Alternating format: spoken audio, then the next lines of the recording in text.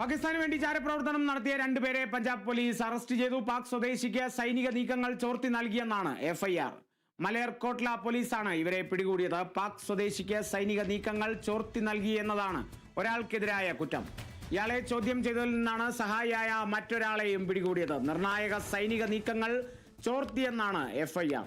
വിവരങ്ങൾ കൈമാറിയതിന് ഓൺലൈനിലൂടെ പ്രതിഫലം കൈപ്പറ്റിയെന്നും കണ്ടെത്തിയിട്ടുണ്ട്. പ്രാഥമിക അന്വേഷണം മാത്രമാണ് പൂർത്തിയായത്. വിശദമായ അന്വേഷണം നടക്കുമെന്നും പഞ്ചാബ് പോലീസ് അറിയിച്ചു. ചാരപ്രവർത്തനം നടത്തിയ 2 പാക് ചാരന്മാരെ ആണ് പഞ്ചാബ് പോലീസ് അറസ്റ്റ് ചെയ്തിരിക്കുന്നത്. ഇതിൽ സൈനിക നീക്കങ്ങളടക്കം പാക് സ്വദേശിക്ക് ചോർത്തി നൽകി എന്നുള്ളതാണ് കണ്ടെത്തൽ. അത് തന്നെയാണ് എഫ്ഐആറിലും ഉൾപ്പെടുത്തിയിട്ടുള്ളത്. മലേർകോട്ട്ല പോലീസാണ് ഇവരെ പിടികൂടിയത്.